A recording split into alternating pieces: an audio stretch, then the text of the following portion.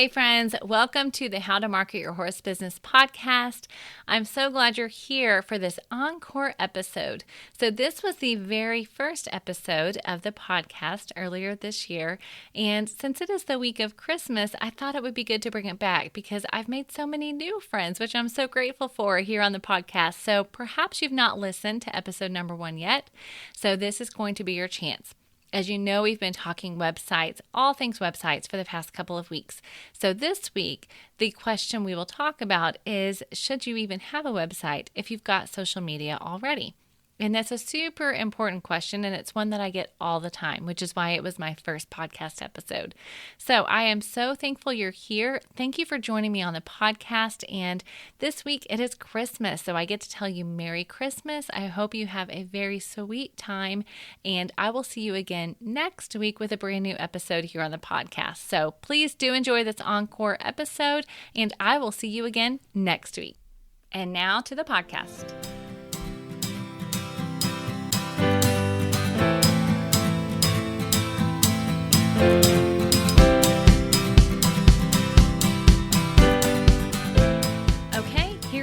It is the very first episode of How to Market Your Horse Business, and I am so glad you're here with me today. In case you're not a regular podcast listener, I really think you're going to love it. For one, you can listen pretty much anywhere. You need to go clean some tack, do some barn chores, take a drive to the feed store. Well, no problem. All you have to do is find this podcast on your phone's podcast player, press play, and you're good to go. And just in case you happen to be a note taker and you're worried that you're going to miss something or not get to write it down, I've got you covered. I'm going to summarize what we talk about on every episode into what I'll call our show notes. And you can find those over on my website whenever you want. Just go to stormlilymarketing.com/1 to catch this episode's show notes. And I'll tell you that again at the end of this episode. So, what can you expect when you join me here each week for the podcast? You'll get a new episode talking about some aspect of marketing for your horse business. Most often, we'll be talking about online marketing strategies because, as we all know, you can't talk about marketing without addressing your online presence. But we would never ignore other mediums for marketing, so you can expect to hear about it all. Sometimes it'll be me by myself sharing a little bit of my experiences and things I've learned over the years that I think will be helpful to you. And sometimes I'll have a guest with me, maybe another horse business owner that's doing some unique things when it comes to marketing, or maybe another professional in the equine industry who's got some knowledge or experience to share with you. No matter what, though, you can expect to walk away with some doable strategies to help you market your horse business. And I promise to check the marketing jargon at the door. If we do talk specific terms that aren't really in your everyday conversations, then I promise to define it well for you. Now, at this point, you might be wondering, who in the world is Denise Alvarez anyways? Through my business, Storm Lily Marketing, I help horse business owners like yourself create and implement an effective website marketing strategy. I'm here to help you build a sustainable horse business so you can be out in the barn doing more of what you love to do. My primary focus is website creation, from website design to writing the words that actually go on the site, and helping you generate leads such as emails, and then, of course, the email marketing that follows that.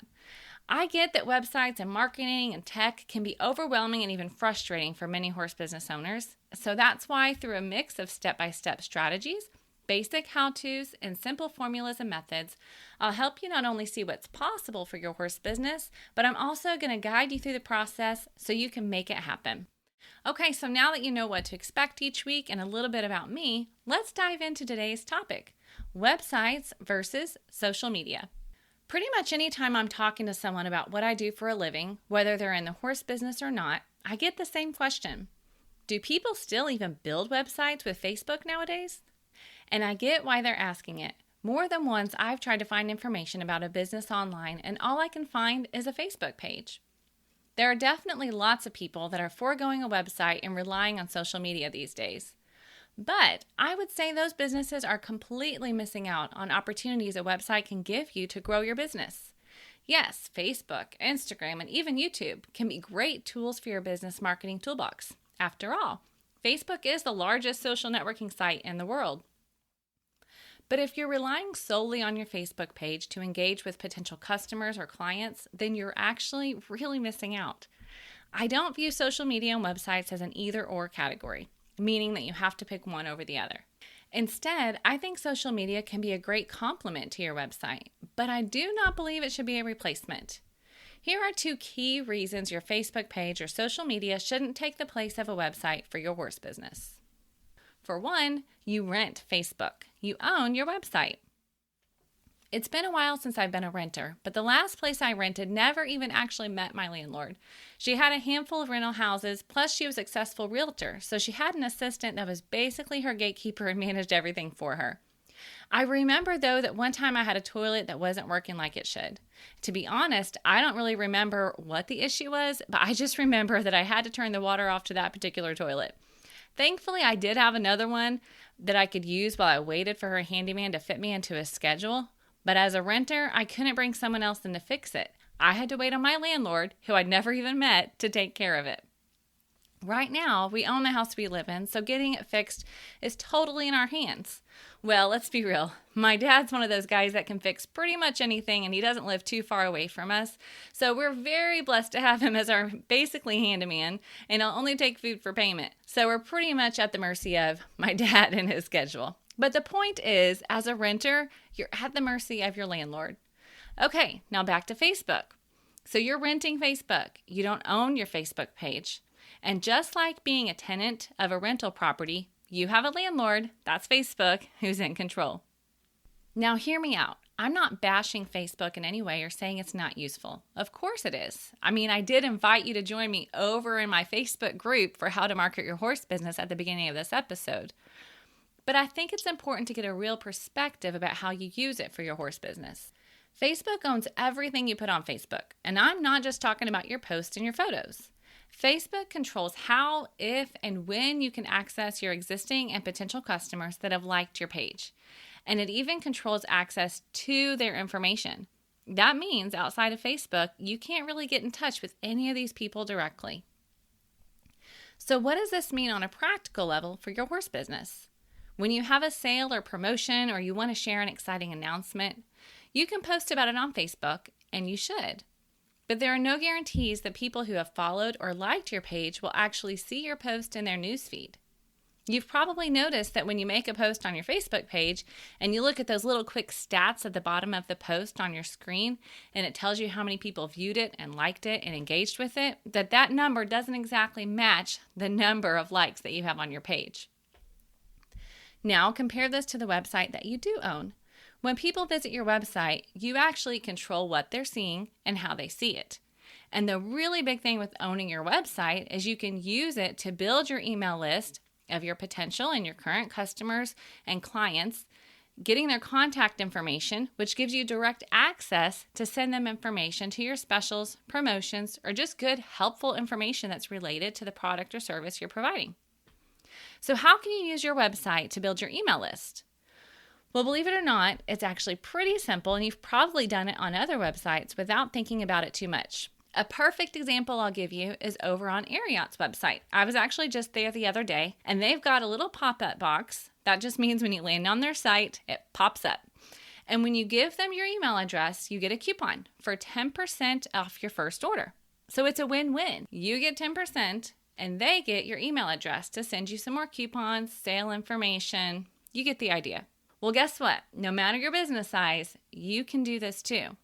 On your website, all you need to do is provide something of value, like a coupon or a checklist, or even maybe a one-page writing pattern in exchange for an email address. And then guess what?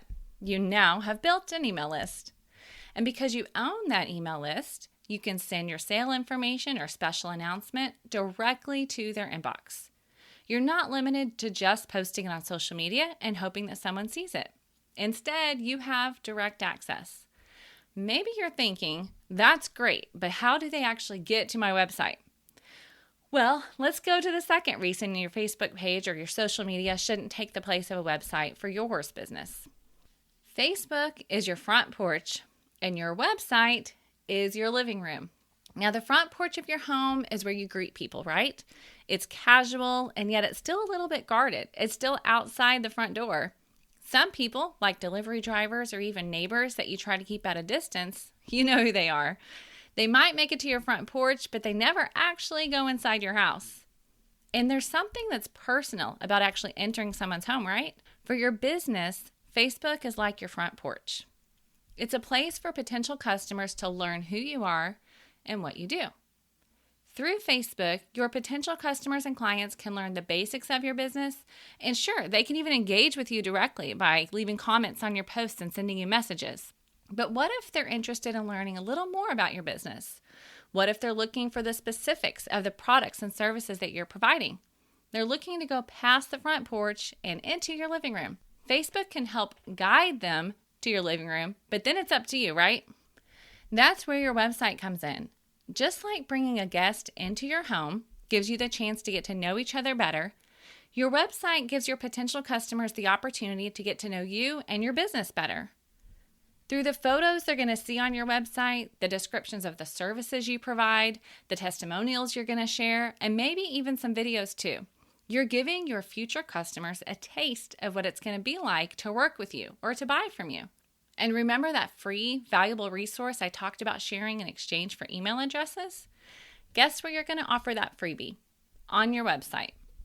Hopefully, you're starting to see how it's all connected and at the least understand the potential that your website holds. You're going to meet a lot of people through social media, and that is definitely what you want.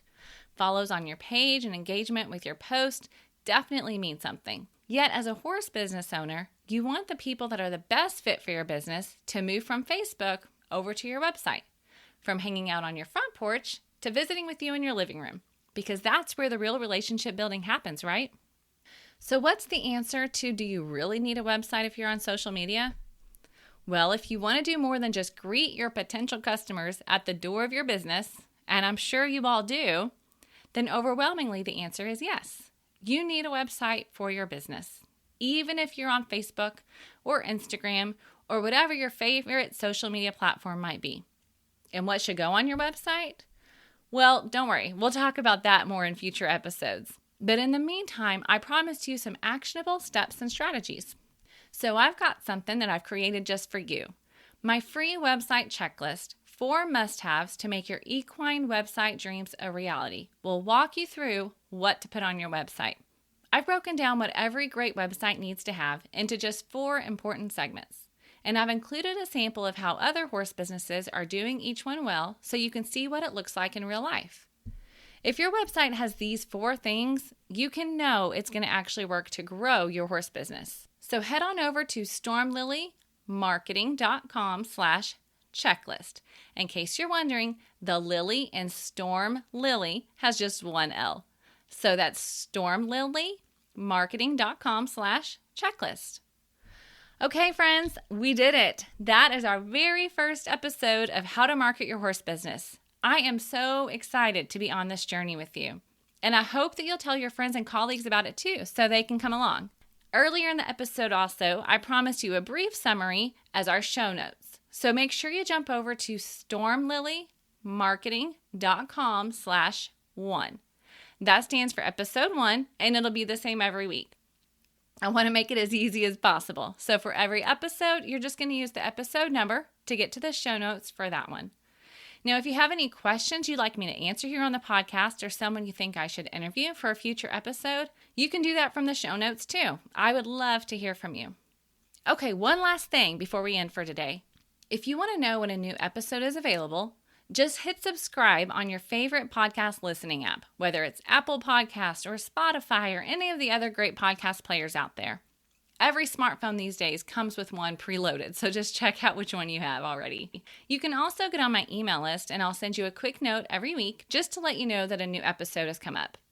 Now, of course, you're thinking, how do you get on my email list? Well, head over to my website, stormlilymarketing.com.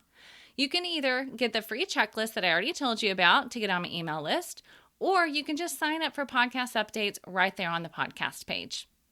Okay, that's all for now. I do hope you'll join me over in our Facebook group, How to Market Your Horse Business. I would love to meet you over there. Until next time, have a great day.